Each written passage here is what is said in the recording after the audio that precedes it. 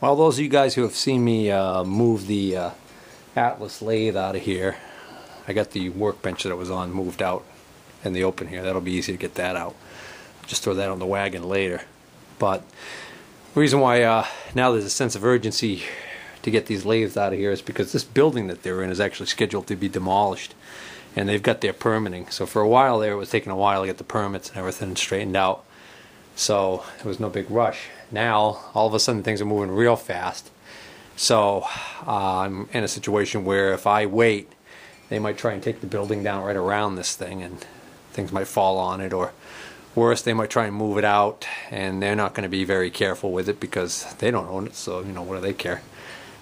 They being the demolition company. So I got to try and get this thing out of here. If I can at least get it out into the open and lift it with the loader and get it onto my property. Worst case scenario is even if I have to just leave it outside but tarp it really well, that's going to be better than leaving it in here when they come to demolish this building. Problem is, I'm here today trying to get a first look at whether or not I can jack this thing up to get something under it to roll it, and the power's out. They've already disconnected the power to the building. I was just here yesterday getting all the stuff that was on these shelves underneath here and everything. I found another faceplate, which is nice, so now I've got two faceplates for that Atlas lathe. Anyways, getting back to this, power was on yesterday, now it's not, so I've got to do something fast. So I was looking at this yesterday and I was like worried if I just tried to jack it right here. I'm worried, I don't know if you can see, it's so dark in here, but I'm worried about breaking this leg, this casting, this leg. So I don't like the idea of that. So I'm thinking I've got to jack it up higher. And then of course the problem is the chip pan is pretty sturdy, but I don't think it's a good idea to try and lift it from that. Not sure exactly how I'm going to go about doing this. So for the time being, I think I'm going to try and see if I put a 4x4 block of wood underneath here and a bottle jack that I brought with me. I want to see just whether or not that'll actually lift this side.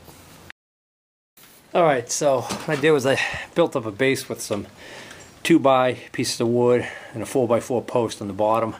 I got another 4x4 post so that the load is being spread out on the bottom edge of the chip pan there, and I just started pumping the jack here, and it is lifting. Alright, so my plan is to jack this up until I can get a couple of 2x's on the flat underneath each foot on the cast leg here, and then release the bottle jack, get another piece of cribbing under there, and repeat. Well, I opened up the other large door to get a little more light in here, so I don't know how this is going to come out on the video, but now I think if you can see it all, you can see I've clearly got it probably about 5 or 6 inches up off the ground. Now I got this dolly, and it's not really strong enough to hold this thing, but time is of the essence here, so I'm going to see what's going to happen if I put the weight of this thing on it. And if it just collapses, well, then I'll know what I suspected right along, which is that I've got to probably make myself some dollies that will be able to handle the weight. Alright, so I'll release the bottle jack slowly.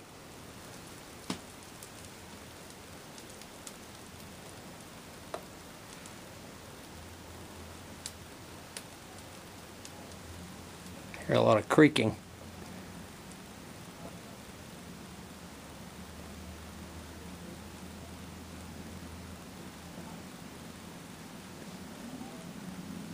Can't tell if it's stopped or not. No, it's still settling. Well, can move these upper 4x4s, so the weight is actually on that dolly, if you can believe it. Oh, spoke too soon. What actually happened is this really wide, it's like a 2x12, hunk of 2x12 that I was using as a base. the lip of it, I didn't realize it, but it was underneath the edge of the dolly. So as the dolly started to collapse, it actually is now on this 2x12, and I think if the 2x12 wasn't in there, the dolly probably would have failed already. Well, now I really can't see what I'm doing, but I do have the these legs on this this dolly, and it hasn't collapsed. And I actually think the back wheels are actually, I think, in a rut that I can't tell because it's so dark in here. So I'm gonna have to quit for tonight because it's just it's getting dark outside and there's no light coming in here. There's barely any light coming in here. So hopefully tomorrow I'll be able to see what I'm doing, and I'll be able to maybe put a chain fall on this thing and anchor it to the truck parked outside and pull this thing away from the wall just to prove whether or not it's going to actually roll on this dolly without the dolly just completely collapsing. If I can get it to swivel out, then I'll jack the other side and I'll rig up some kind of a dolly for the other side. Okay, I'm back the next morning, and now it's daylight, so got a little more light in here now. And thought about it last night and realized that I like the idea of putting the dollies underneath the legs and rolling it out.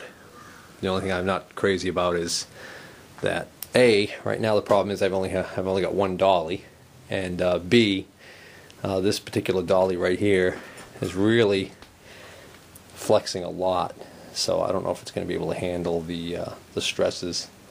So I'm thinking what I'm probably going to do is construct a dolly for the legs on the other side there, and then if I like the design and if I think it takes the weight better, then I'll probably make another one for this side to replace that more flimsy one that's under there now.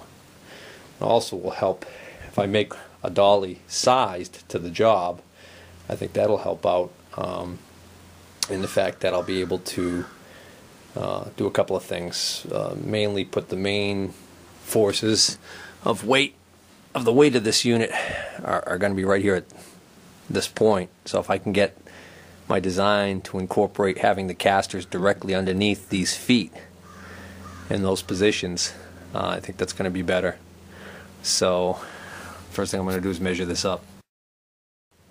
Oh, actually, just notice the size of the holes that are in the legs there for anchoring this down to the I think the camera's going to focus in this low light, but there's some pretty good sized holes there. I actually think, there we go, I actually think I've got some casters that have the threaded rods that stick up that might fit that. I might want to just try and put casters right in through those holes. That would be easy. So here are these casters that I have. You can see that their design, not the greatest. This is kind of a thin stamped metal fork design, so don't know if they're going to be able to handle the weight. But the other thing, now that I look at them, what I don't like about them is if you look at the center line of the axle is offset from these bolts. So what that will create is that will create a twisting force like this as the weight is applied.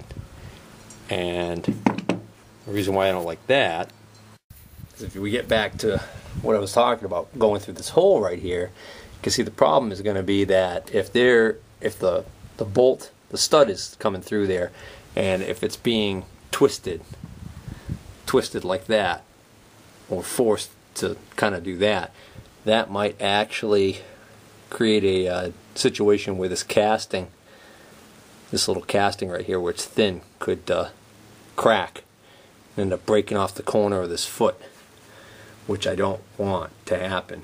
So I'm definitely not going to attempt to just stick that through that hole, jack this up and bolt the casters directly to these holes. I'm going to go with plan B, which is the casters are going to be attached to a piece of wood, and then the piece of wood will be bolted to the legs through those holes. Alright, here's the plan. I'm going to use this piece of 2 by, what is this, a 2 by 6 or 2 by 8, and I'm going to, because of the thickness of the wood, what I'm going to do is I'm going to have to countersink a couple of holes and then drill the holes all the way through so that I can put these casters on this wood. Alright, now I stuck a socket on there because now I know that the countersunk hole has to be at least that diameter, so I'll be able to put a socket on there to tighten those nuts.